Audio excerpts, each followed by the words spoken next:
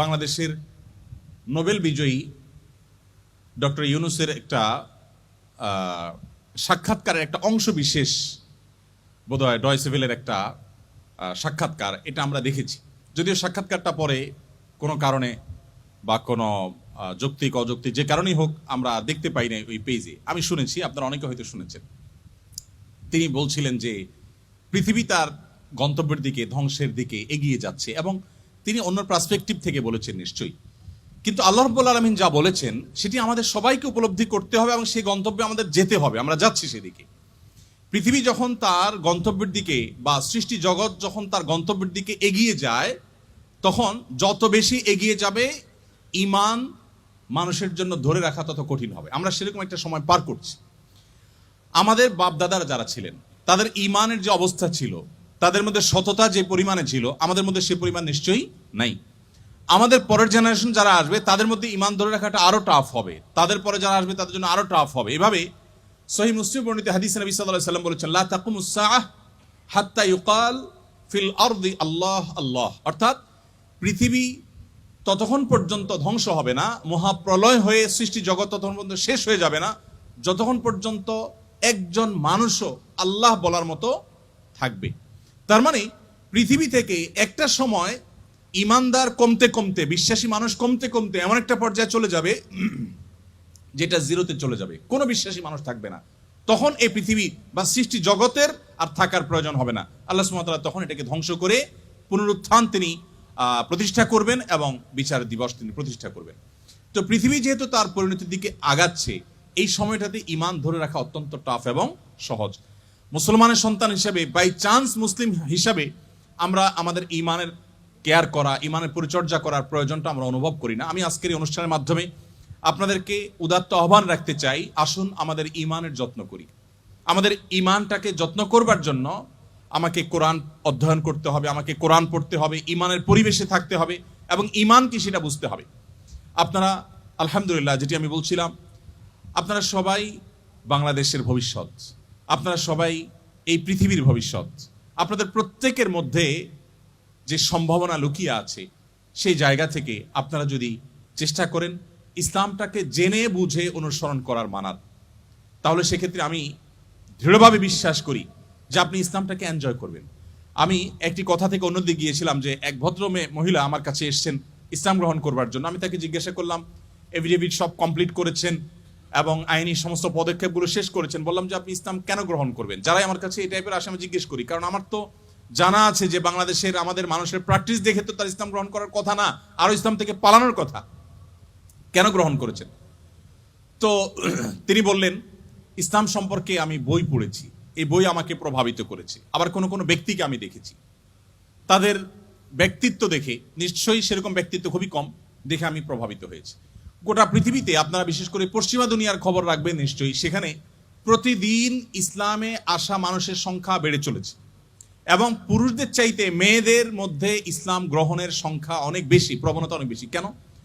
যেখানে নারী অধিকার নিয়ে এত কথা বলা হয়, নারীদের অধিকার দেওয়ার জন্য এত আয়োজন নেওয়া হয়, এত উদ্যোগ নেওয়া হয়, সেই সমাজে কেন, সেই সমাজের নারীরা কেন ইসলামে আসছে এবং সেখানকার মুসলমানরা কেন ইসলামে আসছে, এই বিষয়টা নিয়ে আমি একটু স্টাডি করার চেষ্টা করলাম। আমার কাছে দুটি জিনিস পরিষ্কার হয়েছে। নাম্বার এক, তারা কোরআন পড়ে। যারাই ইসলামের পথে এসেছে তাদের বেশিরভাগ মানুষ কোরআন পড়ে ইসলামে এসেছেন। এবং ওমর রাদিয়াল্লাহু তাআলার কথা আপনারা জানেন, গোটা পৃথিবীর ইতিহাসের প্রবাদতুল্য শাসকদের একজন, ন্যায় বিচার প্রতিষ্ঠার ক্ষেত্রে দৃষ্টান্ত স্থাপন করা মানুষদের একজন, সে ওমর রাদিয়াল্লাহু তাআলা আনহু। তার ইসলাম গ্রহণের ইতিহাসও আপনারা জানেন। তিনি কিন্তু নবী সাল্লাল্লাহু আলাইহি সাল্লামকে হত্যা করার দায়িত্বে নিয়োজিত হয়ে সে দায়িত্ব পালন করার জন্য যাচ্ছিলেন। পথিমধ্যে তিনি তার বোন ভগ্নিপতির কণ্ঠের তেলাওয়াত শুনেছেন। এই ঘটনা বিভিন্ন ভাবে বর্ণিত হয়েছে, আপনারা জানেন। সেই তেলাওয়াত তাকে এতটা প্রভাবিত করেছে যে তিনি হত্যার পরিবর্তে বরং মুহাম্মদ সাল্লাল্লাহু আলাইহি সাল্লামের কাছে হাত দিয়ে তার হাতে ইসলাম গ্রহণ করেছেন। তার মানে কোরআন সামান্য একটু শোনার পর তার ভিতরে এরকম প্রভাব পড়েছে। আপনাদেরকে আরেকটা গল্প শোনাতে চাই। তুফাইল ইবনে আমর আদ-দুসি একজন বড় মাপের কবি ছিলেন ইয়েমেনের। শুধু বড় মাপের নয়, আমরা জাতীয় কবি বলে, তখনকার জাতীয় কবির কালচার ভাবে ছিল না, যদি থাকতো হয়তো তিনি ইয়েমেনের জাতীয় কবি থাকতেন তখনকার। তুফাইল ইবনে আমর আদ-দুসি, দুস ওনার গোত্রের নাম। উনি যেহেতু বড় সাহিত্যিক এবং কবি ছিলেন, এবং সেই সময়ে কবি সাহিত্যিকদের অনেক কদর ছিল, বড় বড় রাজদরবারগুলোতে কবি সাহিত্যিকদেরই পদচারণা সবচেয়ে বেশি ছিল, এবং সবচেয়ে বড় পুরস্কারগুলো তারাই জিততেন। প্রশংসা করে রাজাদেরকে বিভিন্ন কবিতা, বিভিন্ন পংক্তি, বিভিন্ন লেখা এগুলো উপহার দিলেই পুরস্কার পেতেন। তো তুফাইল ইবনে আমর আদ-দৌসি যেহেতু সাহিত্যিক ছিলেন, ভিআইপি ছিলেন, তিনি মক্কা উমরা করতে এসেছেন। মুহাম্মদ সাল্লাল্লাহু আলাইহি ওয়াসাল্লাম তখন গোপনে ইসলাম এর দাওয়াত দিচ্ছেন। মক্কায় আসার পর তার বন্ধু বান্ধব যারা মক্কায় ছিলেন কবি সাহিত্যিক, তারা বললেন, দেখো আমাদের এখানে তো একটা লোক, তার কথা শুনলেই মানুষ তার জাদুতে আক্রান্ত হয়ে যায়, বাপদা ধর্ম ছেড়ে দেয়।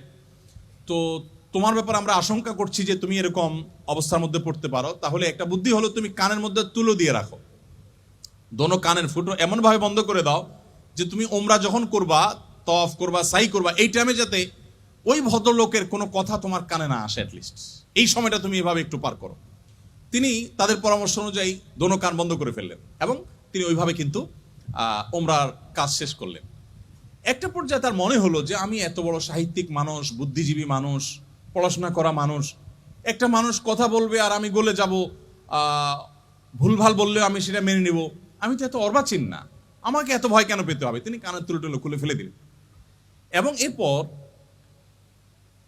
তিনি হারামের কোন এক জায়গা থেকে কোরআনের কিছু আয়াতের অংশ বিশেষ তার কানে আসলো।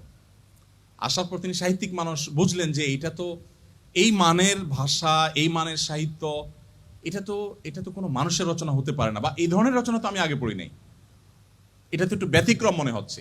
তিনি তখন মুহাম্মদ সাল্লাল্লাহু আলাইহি ওয়াসাল্লামকে অনুসরণ করতে শুরু করলেন। পেয়ে গেলেন আলী রাদিয়াল্লাহু তাআলাকে, সম্ভবত আলীরই তেলাওয়াত শুনেছেন। তখন আলী রাদিয়াল্লাহু তাআলাকে বললেন, দেখো আমাকে তার কাছে নিয়ে যাও, মুশকিল হলো আমার বন্ধু বান্ধবরা দেখলে তো আমার জাত যাবে, বা তারা আমাকে এমন আছে টর্চারও করতে পারে, তাহলে এক কাজ করো, নিয়ে চলো। আলী রাদিয়াল্লাহু সামনে সামনে যাচ্ছেন, উনি পিছু পিছিয়ে যাচ্ছেন।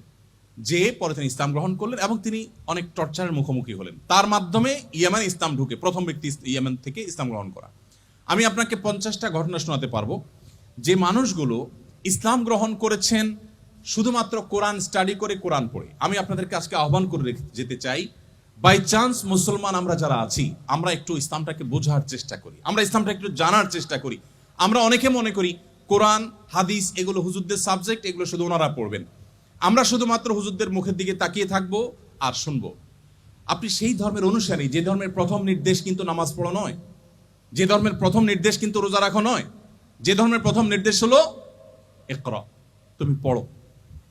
আপনি সেই ধর্মের মানুষ, যেই ধর্মে আপনাকে জ্ঞান ভিত্তিক দিন আপনাকে গ্রহণ করতে বলা হয়েছে। আল্লাহ সুবহানাহু ওয়া তাআলা কোরআনে বলেছেন, ফাআলাম আন্নাহু লা ইলাহা ইল্লাহু। ইমাম বুখারী রাহমাতুল্লাহ আলাইহি কোরআনের পর সবচেয়ে বড় বিশুদ্ধতম আপনার ব্যাখ্যা গ্রন্থ,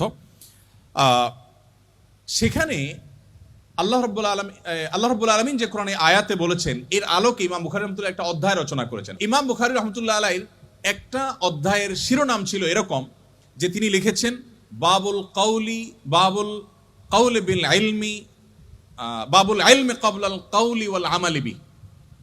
অর্থাৎ সে অধ্যায় এখানে রচনা করা হচ্ছে, যে অধ্যায়ে প্রমাণ করা হবে ইসলাম কোনো কথা বলবার আগে, কোনো কাজ করবার আগে মানুষকে সেটা জানার নির্দেশ করে। অর্থাৎ আগে জ্ঞান অর্জন করো, তারপরে তুমি করো।